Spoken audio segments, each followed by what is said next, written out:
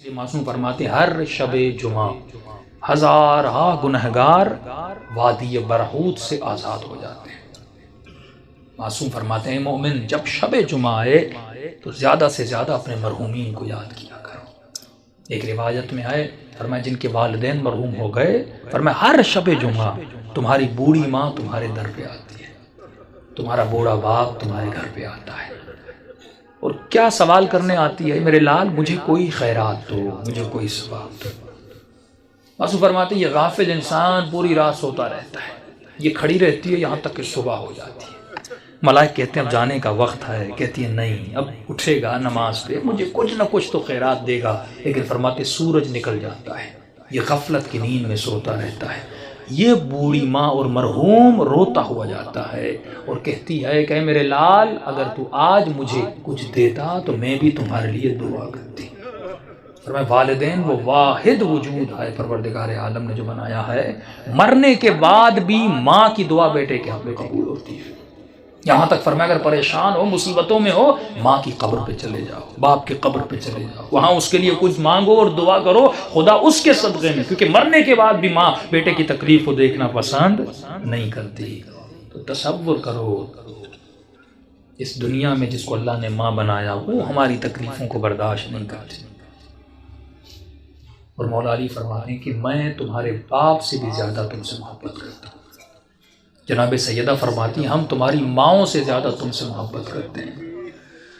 امام رضا فرماتے ہیں مومن اگر امام سمجھ کے ہم سے باتیں نہیں کر سکتا تو باپ سمجھ کے باتیں کر، باپ سمجھ کے نہیں کر سکتا، بھائی سمجھ کے باتیں کر، بھائی سمجھ کے بات نہیں کر سکتا، یہاں تک فرمایا دوست سمجھ کے باتیں کر، کبھی ہم سے ناراض نہ ہوا کر۔ ایک مولا کا چاہنے والا گنہگار تھا، ساتھ امام کا زمانہ تھا، گلی پتلی سی تھی اور شراب کی اس میں عادت تھی، ہاتھ میں شراب تھا اور آگے بڑھ رہا تھا، سامنے امام کو آتے ہوئے دیکھا، شرمندہ ہوا کہ مولا کو کیسے میں فیس کروں گا، اس نے فوراً اپنا چہرہ دیوار کی طرف کر دیا تاکہ مولا گزر جائے اور مجھے نہ دیکھیں۔ امام جیسے آئے اس کے قریب آئے، اس کی پیٹھ پہ ہاتھ لگایا، کہا کہ اپنا منہ کیوں پھیرا ہے؟ فوراً اس نے چہرہ امام کا مولا میں نے دیکھا نہیں، بہانہ بنایا۔ تو امام نے کہا ہاتھ میں کیا ہے؟ جھوٹ بولتا مولا سے؟ اس نے کہا کیسے بتاؤں ہاتھ میں شراب؟ اس نے جھوٹ بولا کہ مولا میرے ہاتھ میں شراب ہے، میرے ہاتھ میں دودھ ہے۔ تو امام نے کہا اگر دودھ ہے تو تھوڑا ہمیں بھی پلا، ہم بھی پینا چاہتے ہیں۔ اب کہتا ہے میرے ہاتھ کانپ رہے تھے، تھا تو شراب اس برتن میں، کروں تو کیا کروں؟ کہتا جیسے میں نے اس برتن سے اس شراب کو اتارا تو وہ دودھ میں بدل گیا۔ امام نے ایک جملہ کہہ کر آگے ہو کر گزر گئے، فرمایا تو میرا چاہنے والا ہے، ایسا رہو جیسا ہمیں پسند ہے۔